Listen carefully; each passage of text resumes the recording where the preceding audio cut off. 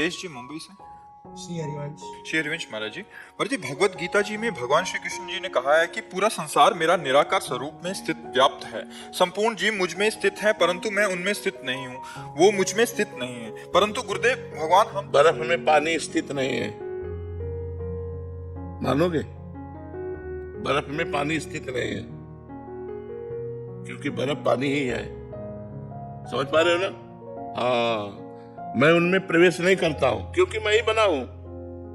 प्रवेश तो उसमें करे ना, खाली जगह हो, मैं ही वहां पहले से विराजमान हूं, तो मैं किसमें प्रवेश करूं? भगवान की वाणी को समझना है और वो भजन के द्वारा समझ में आती है, व्याख्या के द्वारा समझ में नहीं आती।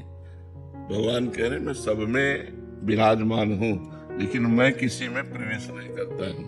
क्यों? भगवान विराजमान है, पहले कह रहे पंचभूतों के रूप में विराजमान है। भगवान अपने अविनाशी अंश जीव के रूप में विराजमान है। भगवान आत्मा के रूप में विराजमान है। भगवान इंद्रियों के रूप में विराजमान है। भगवान मन के रूप में विराजमान है। भगवान ही भगवान है, भगवान के सिवा कुछ नहीं है।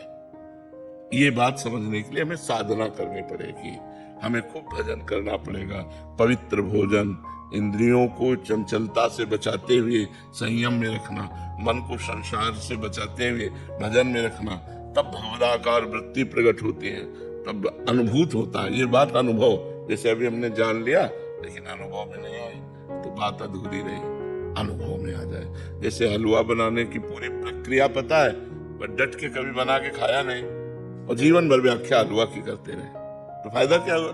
अरे एक बार तो चक्क बना के पाओ ना।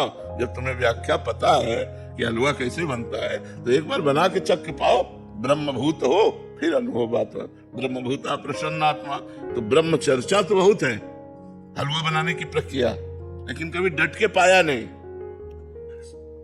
ब्रह्मभूत उसका अनुभव, जो हम बोल रहे हैं उसका अनुभव, जो हम दूसरों को शिक्षा दे रहे हैं हमारे आचरण में, तो तब हम जाकर के भगवत भाव से युक्त होते हैं।